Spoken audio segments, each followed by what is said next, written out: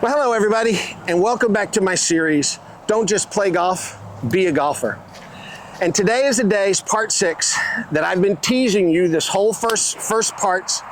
Today, I'm up in Birmingham, and I'm up here with my old friend, Gary Christian. Gary, it's good to see you again. Good to see you, Prince. It's been a while, hasn't it? It's been way too long. Way too long. I found out how old you are. Yes, I just confessed to Gary that I just turned 60, so got Gary by a few years. So Gary, I've probably known you. You were playing at Auburn, I guess, when I first met you. Yeah, I think so. Yeah, it was came to Auburn from England through junior college, right? Actually, through Wallace State, and then played 6 years on the mini tours, 6 years on the Corn Ferry Tour, won a couple of times there, and then became a rookie on the PGA Tour at 40 years old. So not many people have done that. That was nice. I remember that year because I was following you religiously. So what we're going to do in this video series, I kind of think I've got 3 videos with you, with what's in my head. And I told everybody last time that I asked you not to watch any of, did you hold true? I did hold true. Now, I don't know if that's a statement about my videos or if he just listened very well, I don't know. But, so, I want to ask, the first question that I want to ask, how important were fundamentals to you when you were playing golf? Well, everything. I mean, my dad set me up. You know, the greatest gift a parent can do is give them a good golf grip. So, right. We worked, just on that when we first started when I was very, very young, and I actually didn't play golf for another 10 years after that. But what he taught me at that early age was how to grip the club correctly. And actually, of all things, the greatest tip he ever gave me, he wasn't a golf genius or a teacher or anything, but he would put a stick across from the ball and just said, make the divot after the stick. Yeah. He didn't tell me how to do it. I just did it. So as a young kid, athletic kid, yes, it was the greatest lesson. It gave me a flat left wrist at impact, steady head, pivot, balance, weight transference, without having to think about it. So they were some really good fundamentals that helped me, give me the DNA of my swing that took me to the highest levels in golf.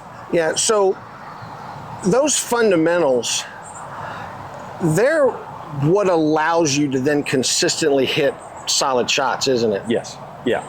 And it's, it's something that, we hear all the cliches of, well, you take control of everything you can take control of. So when you think about dedicating yourself to the fundamentals and grip, posture, stance, alignment is one of those things I see is such a problem for most people. Yeah. Number one, the alignment rod has been a great invention, but the worst invention to me, because it takes the responsibility away from the player of actually how to align, because they just stick the thing down there and they hit balls and then they get on the course and they kind of set a pattern, I think, where they set their feet before their club. Okay. Usually get a little bit right at the target, and then bad things happen from there. So you do a swing on the range with perfect alignment, and then you make that same swing with imperfect alignment, and then you start to doubt, well, what's going wrong? And then you start making adjustments, and then it's all gone horribly wrong. Yeah, I can see that. Now, I told y'all to use an alignment rod. I don't know who to listen to. No. So, when you were coming up through the ranks, how much did you monitor your fundamentals? Well, every range session. Yeah. I just knew that if I was going to spend the time practicing, I better take the variables out of it. So I'm not practicing one thing but thinking I'm doing something else. So again, if I could, have a consistent setup, a consistent ball position, a consistent alignment, then that thing never changed. Yeah. And then as a result of that, the swing kind of fit what my fundamentals were. Yeah. If anything got out, that's when I would struggle to start hitting the ball. But the good news was I understood that it was my fundamentals got out, so it was easier for me to cure. So I worked with our friend Wayne Flint for many years. Long time. And I would be on the road for 4 weeks, and I knew when I got back the lesson would be the same. Your ball's got too far up, you're too far open. As a result, now all my lines were a little off from what works the best for me. So 10 balls later, we were back to where we needed to be. I was hitting the ball well again. So that right there is great for the don't just play golf, be a golfer. Here was a guy that was playing golf at the highest levels, and he was paying attention to grip, alignment, ball position. 3 of the pre-swing fundamentals, and the 4th one being posture. But to the majority of the golfers, that's the boring stuff. Exactly. They don't. You guys don't like to pay attention to that stuff. When we fix you in a golf lesson, when I fix them in a golf lesson, it's always, this doesn't feel right. And so that's going to lead me into my next question. Okay, so my next question is, let's go back to that when you would go to the driving range and it would be your range session. Is that the only place that you would ever practice your fundamentals? No. Well, I mean, I want to make it work on the golf course. Right. So I would practice my fundamentals on the golf course just as much as I did on the range. Were you ever a guy that would practice your fundamentals maybe in front of a mirror? Oh, absolutely, yeah. So that was where I was trying to lead you. No. Yeah. And you went to the golf course, which is great, but there's a lot of that stuff that we have to do fundamentals-wise, really kind of before we even get here. Oh, absolutely. I mean, the best thing you can have is immediate feedback. So I would use a mirror, on the wall in my basement, and just, again, just what I thought my grip was. I just wanted to make sure, and I could just look at it and say, okay, great, perfect. We got that sorted out. Yeah, and all of this was pre us having cell phones. Absolutely. So there was no way to video yourself out there. I mean, so the only way that you could see what was going on is whether you were with your instructor that had a camera, or you were standing in front of a mirror. Absolutely, yeah. Okay, great. So let's lead into this now. So you played in a lot of pro-ams. A lot of pro-ams. What were the big flaws that you saw that stuck out to you, that these amateur golfers were constantly making those flaws? I mean, the thing that stood out more than any other thing, now granted we were playing on PGA Tour quality courses or Corn Ferry Tour quality courses, quick greens, bit of rough, it's somewhat intimidating, but short games were, I'd say awful would be a good description. But and then you ask the player, the 15 handicap, hey, how much time do you spend practicing your short game? Well, I don't really have much time to do it. How much time do you have practicing the swing? Well, if I'm going to take a lesson or if I'm going to practice, it's going to be on the swing. I said, but you hit 2 greens around. Like, why would you not practice something that you're going to have to work with every single hole, basically?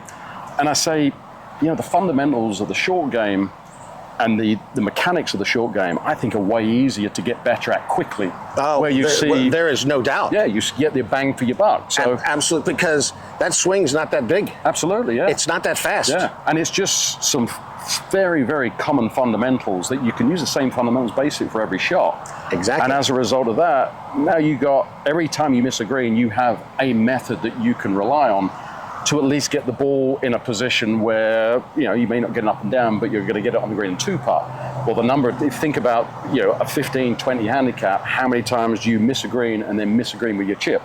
Or how many times you miss a green and then chip it to a spot where you 3-putt? I mean, that is the lowest hanging fruit you can possibly have. That's like a big juicy apple about a foot off the ground. People, this is gold right here. When he said a juicy apple, this is a big juicy apple. When you were talking about that, it reminded me, so there was another guy that you played college golf with that worked with Wayne, Ian Steele, and Ian played the tour, won twice on the web? Once on the web. Yeah, I got him by 1, you see. There you go. Okay. Always after big time. I couldn't remember, but that way. But I remember one time Ian came back into town, and he had been out on tour for a little while, and I asked him, I said, hey, how good are those guys with their putter? And his response was, you go find the best putter that you know and bring him out here, he'll be the worst on tour. Absolutely. Yep. So when you were watching the amateurs, and they're on difficult greens, which they're not comfortable with, what were the big things in putting that they lacked? Well, I mean, there's so many steps to putting. Number one, they didn't read putts very well, or didn't even try and read putts very well. They didn't pay attention. In my mind, when you're trying to give yourself the best chance to hit the best putt you can, it's almost like being a detective. Okay, I want to figure out what is this putt going to do to give myself the best chance to commit as fully as I can and then make the best stroke I can. And then at the end of it, I've done everything I can do. So most people didn't read the putt very well. Their pace was awful. Again, going back to the read, where just something simple like standing to the side of the hole and seeing If the ground goes that way or that way, it gives you the idea of how quick or how slow it is. As you approach the green, walking up to the green, looking and saying, where's the high side and where's the low side? Yep. All of a sudden, in 5 seconds, Exactly. you've got the overall slope of that green, Exactly. which is then going to make your decisions even easier once you get up there behind your ball or on the other side of the hole. Exactly. And I think expectations were the other things that just blew my mind of what a 15 handicapper thought he should do with a putt. Great. So anything That's inside great. 10 feet, well, I got to try and make this, and then invariably run it, misread it, run it 6 feet by, and miss that putt as well. So you just 3-putted from 10 feet. You look at the PGA Tour, from 10 feet, they're less than 50%. Absolutely. The best players in the world who practice all the time, who have incredible talent, make less than 50% of their putts from 10 feet. And like, if you start to understand that, a 15, 20 handicapper from 20 feet is more likely to 3-putt it than 1-putt it. Yeah. So when you're over that 20-footer, your mind shouldn't be thinking about, I've got to make this. It's, let me see if I can hit the correct distance. And if it goes in, it's a complete bonus. The statistics and the analytics will tell me I'm not supposed to make this putt. And if I try and make this putt, I've got a very good chance of 3-putting it. So it's funny, in the second episode of this series, I did short game, and I was just talking about putting. And one of the big things I emphasized was, hey, you have got to figure out how to roll the ball the right speed. Absolutely. If you've got a 15-foot putt, you've got to be able to roll it 15 feet. Yep. You can't roll it 27 feet. You Exactly. can't roll it 10 feet. Because from that 5-foot range, that 20 handicapper is going to miss more than he makes. Absolutely, yeah. So you're just bringing the 3 putts in. All right, so I want to recap just a little bit here and just throw what I was taking in my head as you were saying this.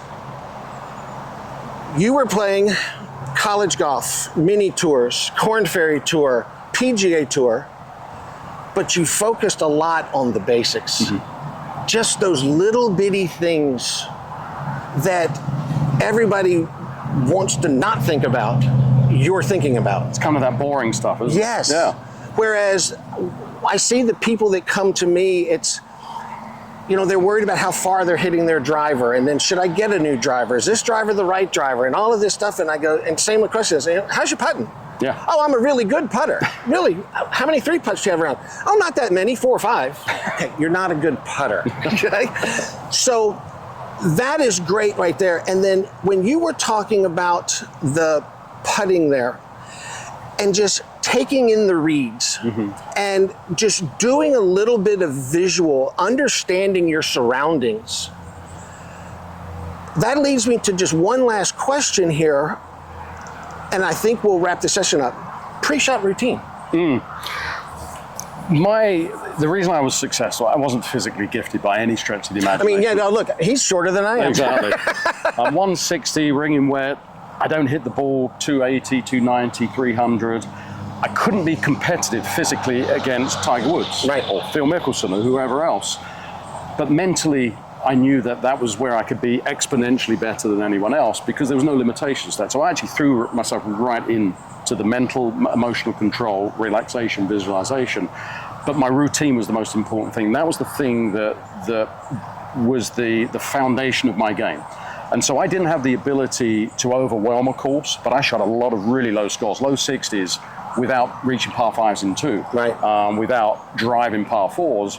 But because I was so well prepared over each shot, and I give myself the best opportunities for success, and then just let the talent that I had be able to take care of, shooting low. But I understood instinctively that if I could take care of everything that I could control before I ever moved the golf club, my chances of success, while they weren't guaranteed, they were highly enhanced. Well, you gave yourself the best chance to perform. Absolutely, yeah. You took, like you said, you took away all the variables.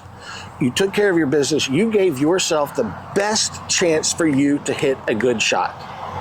And if you hit a bad shot, you couldn't be mad about it because you gave yourself the best chance, and we're just going to hit bad shots. I never wanted to hit a shot and have regrets walking to the next shot.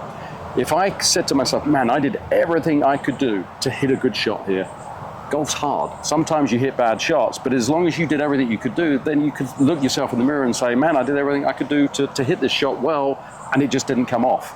That's great. So one last thing that you just led me to, and I have this discussion with my students all the time. you were out there playing with guys that hit the ball farther than you, that hit the ball higher than you, that, you know, but you never once felt like you had to go chase them. No. You did what you were good at and did the best that you could do with what you had. It's a business plan, I think. Yes. You know, to me, golf was a business plan. So it'll be like me being a small microbrewery and thinking I could compete against Anheuser-Busch. But what I could do is I could... Look at the English guy go right to beer. I could do the best business plan for my microbrewery Right. to be competitive and give something that people want, in effect. And so I knew that, man, I could go and spend thousands of dollars on lessons with Butch Harmon. I still put Wayne Flint up there with Butch any day. Yeah. I could go get the best trainer in the world and try and put on 30 pounds of muscle. I could try and get the best nutritionist. And all of that may have worked a little bit, but it still wasn't going to be enough for me to be ultra competitive against the best players in the world. So that's why my business plan went to the mental, emotional, relaxation side of training myself to be the best I could possibly be.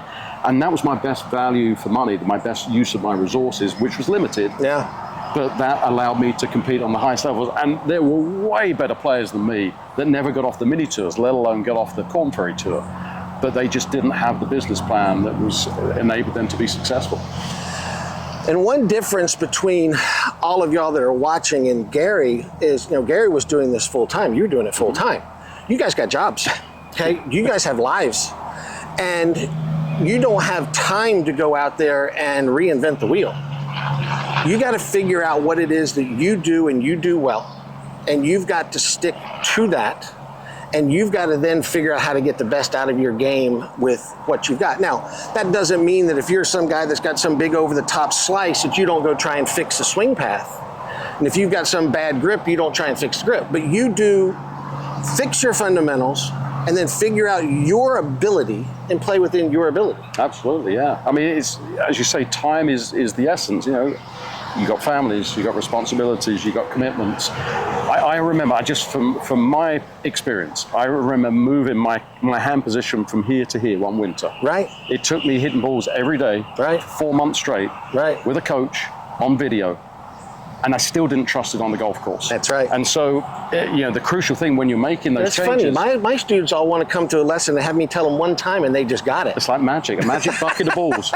But the crucial thing is to learn the fundamentals, and then you've got to repeat it. And here's the main word here: correctly. Yes.